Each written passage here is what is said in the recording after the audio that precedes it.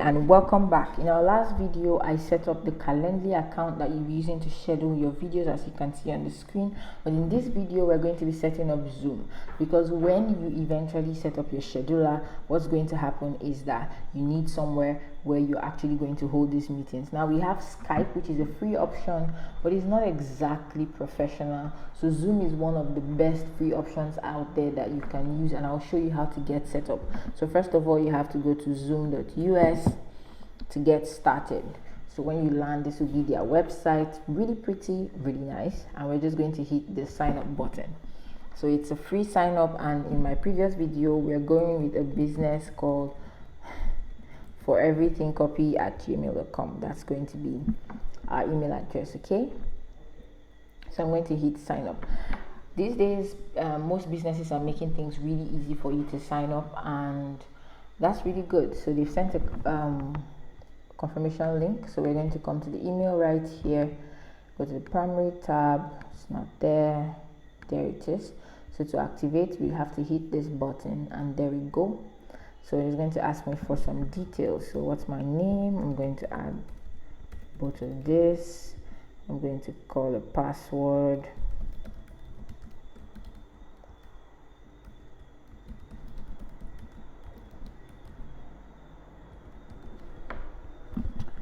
Okay, confirm password. I think this is where the problem will come. I don't know if I did the same password. Okay, yes. Okay, they are asking us to just to be on the safe side. Let me save everything to my Gmail account so that I don't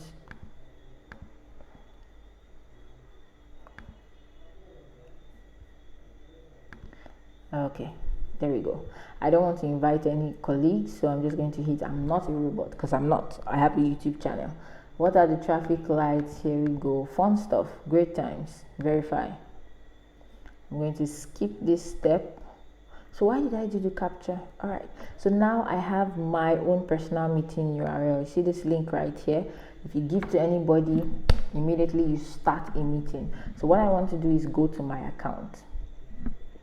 So you can add a picture of you. We're just going to go all the 9 yards and upload a picture of me, because I know exactly where my pictures are. Here we go. I'm going to use that one because I'm always smiling.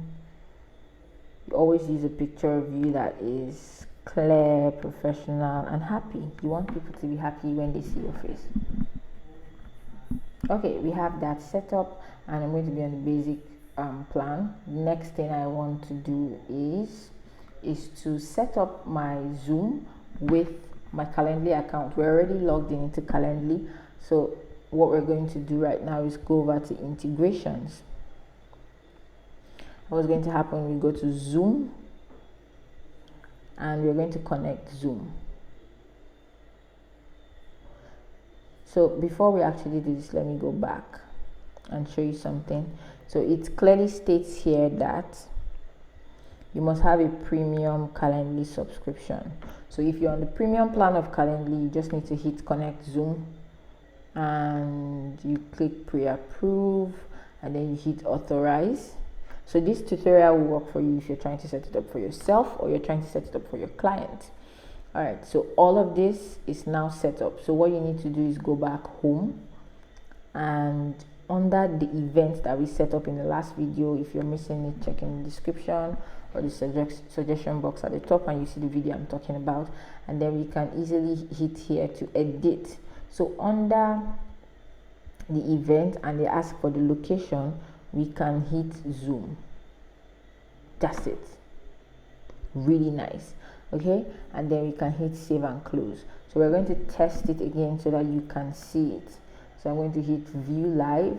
I'm going to pick a random date. I'm going to pick a random time. Confirm. I want to answer an alias, so call me Abigail, and my email is, well, I have the one working email right now, and website, no. What niche? Food. bit about the project, write my email, copy, and this is my budget, and I'm going to schedule the event. Now automatically it's going to add it to my calendar with a special Zoom link. So we're going to see that right now. So you see the Zoom link here, 36691 whatever. It is a unique link just for that. It's auto generated by Zoom when they created the particular booking. So it's added here, and then now we're good to go. Okay, so what happens is,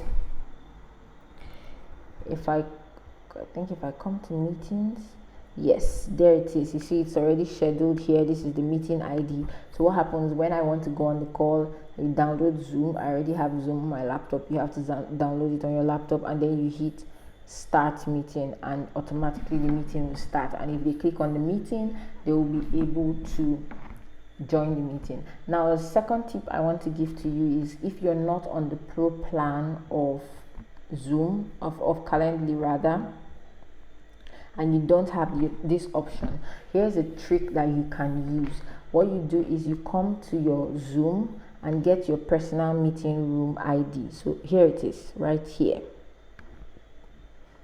I'm going to copy this, and then what you're going to do is you're going to paste it into the location aspect of your booking, but don't forget to set it to display only after confirmation, right? Since you don't have the pro plan of Calendly to generate a unique URL every time somebody books, what it's going to do is that you're going to use your personal meeting ID every single time. Hit save and close.